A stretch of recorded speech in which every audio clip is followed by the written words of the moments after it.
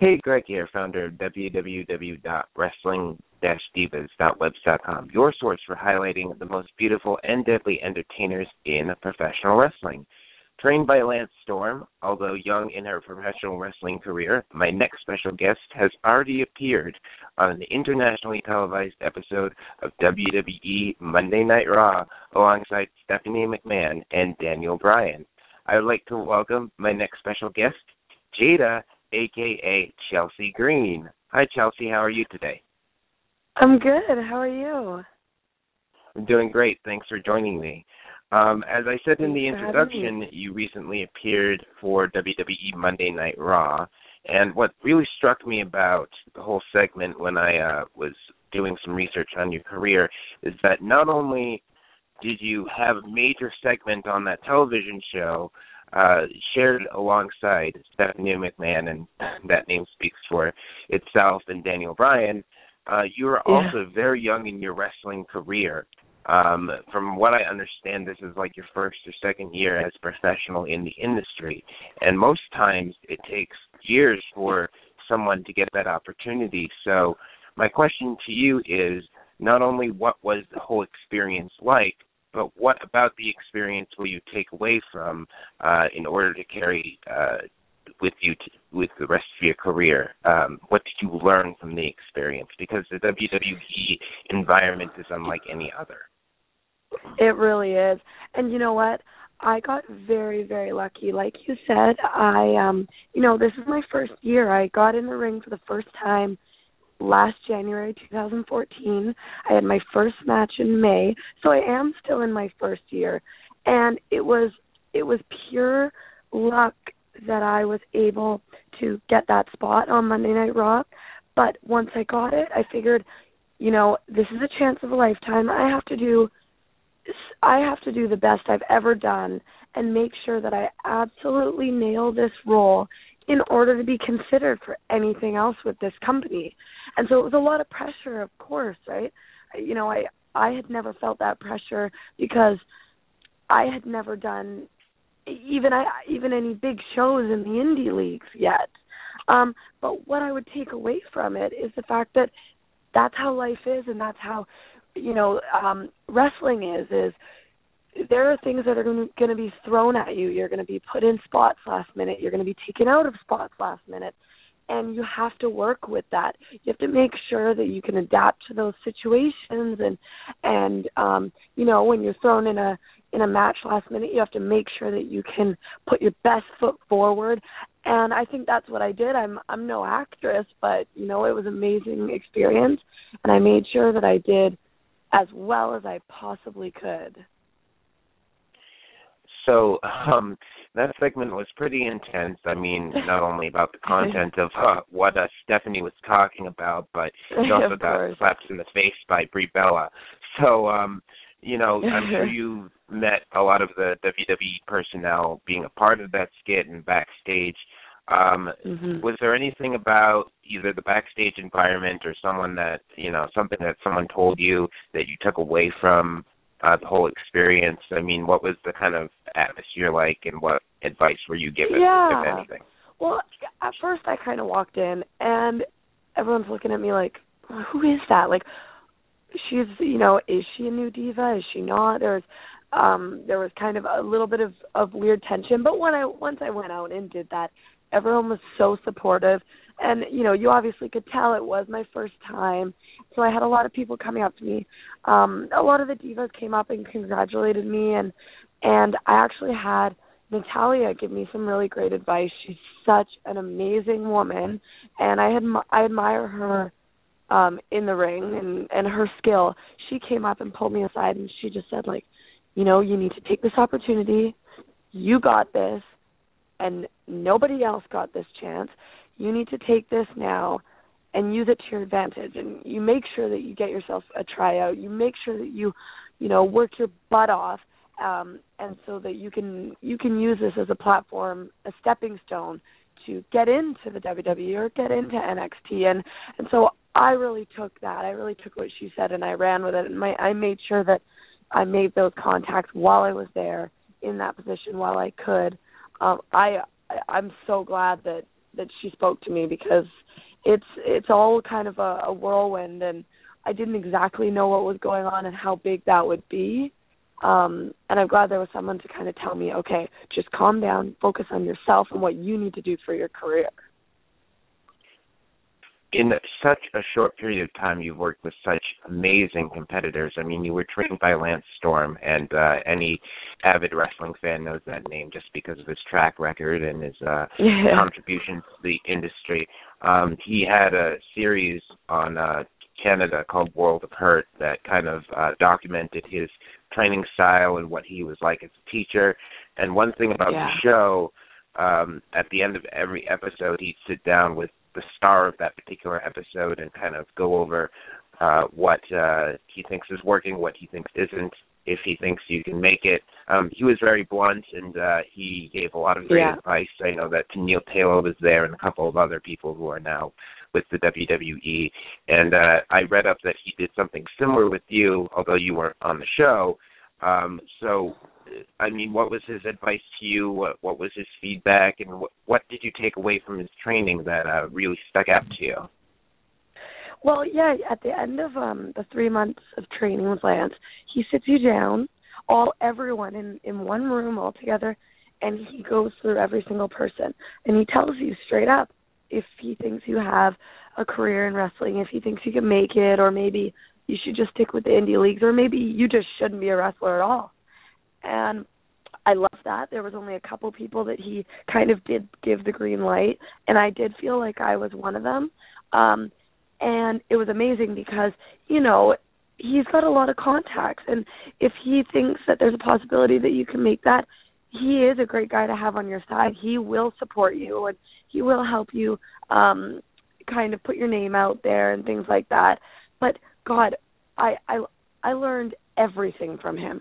I learned literally everything from you know, how to act backstage and how to act when you walk in a room, to how to lock up, to how to do a body slam. Like, I owe everything to him at the moment, because that absolutely everything started, and I even met some really good contacts at training. A couple of guys in Saskatchewan, you know, there's guys in England that I can call if I need to. There's a guy right now that's working in Calgary, Dick Richards, who I absolutely adore, and you know, he teaches me things all the time too. So I couldn't even specify the couple of things that I learned from Lance, because I owe everything to him. So I was reading up about your career, and something that struck me about what I read is that you didn't really see yourself as a professional wrestler long term. It didn't seem like, and you can correct me if I'm wrong, but that you were like one of those long-term, grew up from childhood sort of fans, and that it just recently caught on with you. So what was the defining moment in your life that made you decide that you wanted to pursue professional wrestling seriously? When did that whole sort of passion begin? Well, when I was younger, my sister and I used to watch wrestling, but yes, you're right, we weren't diehard fans, and I actually wasn't allowed. My parents wouldn't let me watch wrestling. We had to sneak upstairs and watch it, which is kind of funny. So I think coming into this industry, there's a lot of people that maybe get annoyed by people like that, like people like me. But a couple of years ago, I was in Calgary, living in Calgary, and I kept hearing about, you know, the Hearts coming out of Calgary, and Natalia and TJ and Lance, and Emma was kind of making her way through the indie scene. And I thought, you know, I've played almost every sport in high school, and I just thought this is something that I could see myself doing, because I am in person. I'm dramatic, and I think I do have that look, Diva. So I thought, well, the first step, I guess, would be to figure out who I can speak to about training. So I called up Lance, and I said, do you mind if I stop by and chat with you? And he kind of took one look at me, and he was like, well, you know, if you are as athletic as you say, you do have the look, we could give this a go, and if you're any good, you know, I think I could kind of help you out and push you in the right direction. And I decided, okay, if I step in that ring for those 3 months, I am going to give it my absolute 110%, and I'm not going to regret a single day. I'm going to make sure I go in there and I bust my butt and I do everything to the best that I possibly can. And that's what I did. And I stepped in the ring for the first day and I just loved it. And I knew it was something that, you know, this is going to be something big and I want to do this for the rest of my life or for as long as I possibly can. And I've carried that mentality on through, you know, after training. And I still think that way. I want to get in that ring and I want to do the best I possibly can. And it might be very, very simple, but I just want to make sure that I'm having good, clean matches that make sense to the crowd. And I'm happy with the way that I've performed, and I'm happy with you know, the way that I trained with Lance. I have no regrets, and I hope I can do it again. I would love to go back and train with him again. Now, knowing what I know now and having a little bit of time in the indie scene, I think now I could go back and take even more out of those training sessions with him. So you just said that in order for you to make it into wrestling, because wrestling is a form of entertainment, you have to look the part. And I always hear that anything in Hollywood, anything in wrestling, anything that has to do with television or film, you have to look the part before you get it. And this can sometimes spark some sort of controversy because there's an ongoing debate amongst wrestlers and fans about how much a look should count for a superstar versus how much athleticism and talent should count. So where does the fine line between, okay, I have a look, to now I'm going to show you my talent, where does that kind of fine line draw? Where is it drawn for you? I mean, do you think one should take a precedent over the other in certain situations? What's your opinion on that?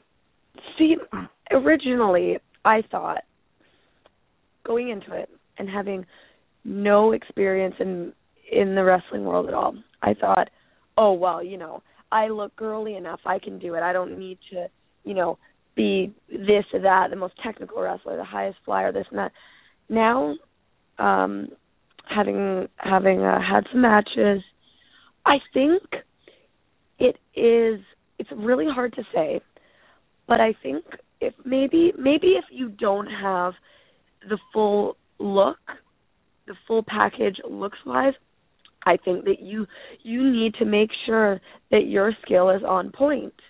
And maybe that's not fair. Maybe it's not fair for people who look good to maybe not have to have that skill ability, but that's the real world. And that's almost any job. I do hope that we're coming into an era where skill takes precedent over looks, but can't say that that's how it's going to be.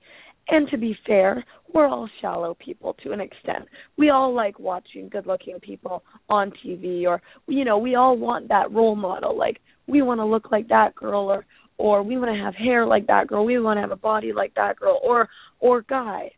And it's no different in wrestling. You have, you know, millions of fans out there, and they're looking up to those people. Do you want to take that girl who looks the healthiest, who, you know, has the glowing skin, has the perfect smile? Of course, because you're going to have more people that say, I strive to be that person, that girl, or that guy. But do I think that, you know, wrestlers maybe should be cut or left out because they don't look like that? No, because there are so many amazing wrestlers out there who really might not have the full package, but they've got the full package skill-wise, you know? And I think there's a lot of girls right now in the indie scene that feel that way about themselves. I know that me and Nicole Matthews, I wrestle with her for ECCW, and she works for Shimmer. She constantly says, you know, but, you know, I'm not that diva look. But she is the most amazing wrestler and one of the best wrestlers in the world. So who cares if she doesn't look like a diva? Now it's come to a point where she's such an amazing wrestler that, you know, she should just be there, skill, like, just because of her amazing skill. And I think she looks like a diva in a whole different way. And, you know, it's hard to say. It's really hard to say. So when you're out there competing in the ring, and of course everyone has their own interpretation of this, but what's really important about a match is in-ring psychology and how you construct your character and the interactions they have with the crowd, with the referee, with your opponent. And from what I've learned over the years through interviewing people is that the moves that you do should not just be, oh, let's do this fancy flip or this twist because it looks cool and let's get this fireworks reaction of ooh and ah, but it's more of an expression of who you are and the message that you want to send. So when you're out there performing in front of the crowd, what is it that you want the crowd to take away from you and your performance? What is it that you want to express to them? At first, coming in, I wanted them to think, oh, she's a good wrestler. And now I think I focus more on she's a good performer. I want them to believe what I'm coming out with, whether it be I'm coming out as a mean girl and, a snobby and this and that. I want them to believe that and leave thinking, oh, she's, I don't want to run into her on the street, or I wouldn't want to be friends with her. Or maybe it's that I come out and I'm a baby face and I want them behind me and I want them to believe that, I'm fighting for this match and I want this. And that, I think, to me, is so much bigger than any skill that you can have in the ring. And that's what I'm definitely starting to learn is maybe it's not as much about wrestling as it is about performing, as it is about having the crowd behind you, which is it's a big thing and it's really hard. I'm learning it and I'm trying to have the crowd behind me either way, but it's hard. So it seems like just in the year that you've done this professionally that there's been a lot of growth personally. There's been a lot of growth as far as your understanding of skill and what it takes. Where would you like to see yourself go in the future? Not necessarily just in a kind of bullet list, this is what I want to do type of way, but how would you like to see yourself grow as far as understanding the psychology of what you do in the ring and the psychology of the business? Where do you see yourself in the future? Well, I say that every time I step in the ring with another opponent, I gain more knowledge than I had the previous day.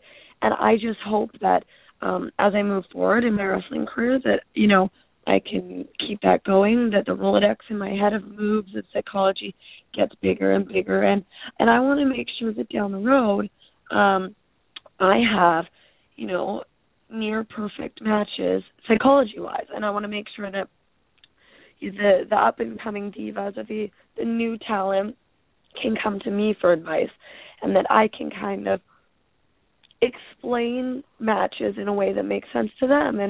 And because it's been 7 or 8 months that I've been wrestling, and I still kind of have a hard time wrapping my head around the psychology of a match. And when people give me good advice, sometimes it just makes you think like, oh, something in your head clicks like, okay, I get it.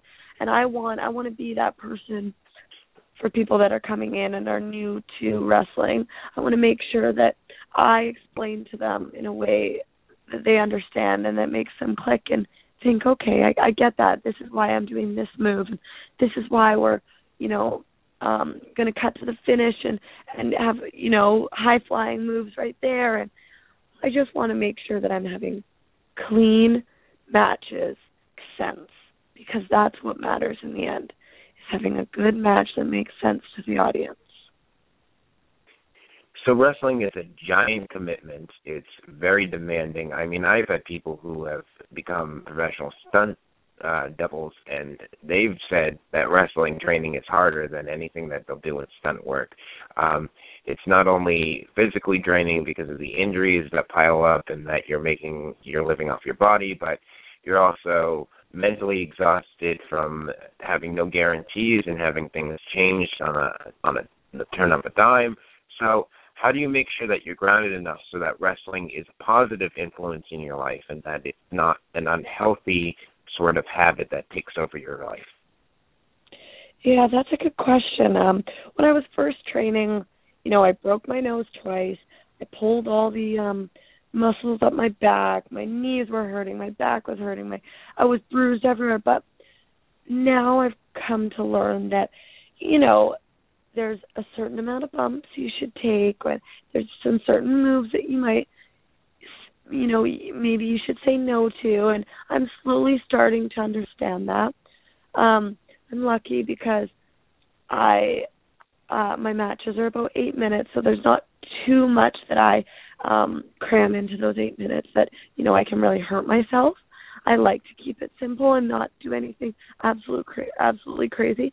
And I think that keeping it simple is one way to kind of save your body, because there are people that are jumping off the top rope constantly, doing these crazy flips and taking these tombstone pile drivers and this, that, and, it's a risk. And if I can eliminate those things, eliminate one risk from my match or from my training, then, it's helping me out. I go into the shows with a positive attitude. I like to go into it thinking, I'm going to do this. So I could do this and have fun, or I could do this and be miserable. So I'm going to do this and be fun and be safe as I possibly can. Things are going to happen, but, I'm just going to go into this with a positive outlook, and I think it's helped me so far. They always say that once you enter the wrestling industry, you never truly leave it. So after you're quote-unquote retired, how do you think what you've done in wrestling will continue to affect the decisions that you make in not only your career, but your life in general? Actually, I was just speaking about this yesterday. I think one thing it will have done for me is given me a lot of confidence in the sense that I can go out there and try something totally new. If I give it 110%, it's going to be successful. If it's not successful, well, I tried it, I gave it 110%, and I'm happy with the outcome. I learned something. So I think that's going to really transpire outside of wrestling, and it already has, in the sense that I'm not afraid to try something new, because, look, I tried something new with wrestling, I gave it my all, and it's been a success so far. So that'll really help me go ahead and try new things outside of wrestling. And I'm not sure when I if I do make it, I'm not sure what's going to be my thing. Am I going to be a technical wrestler? Am I going to be that character? But I'm sure there will be things that I take out of it that I have no idea that I'm going to even take out of it in the future. So before we wrap up, this is always my most favorite question to ask. If you could sum up your experience as a professional wrestler using just one word, what would it be? Ooh. Hardest question ever. Life-changing. Definitely. For so many reasons. I don't even have to explain that. Just life-changing. So we know that you're active on social media. We know that you have an email. So just so fans or promoters don't get confused, now's your chance to plug it in. How can we reach you? Yes, best way to reach me is emailing me at jaidawrestling@hotmail.com. I do have my fan page on Facebook, Jayda Pro Wrestler. I would love everybody to like that page. It's not just a wrestling page, it's a lifestyle page. I've got my fitness tips, my diet tips, all sorts of cool things. And you can also find me on Twitter and Instagram, Chelsea A. Green.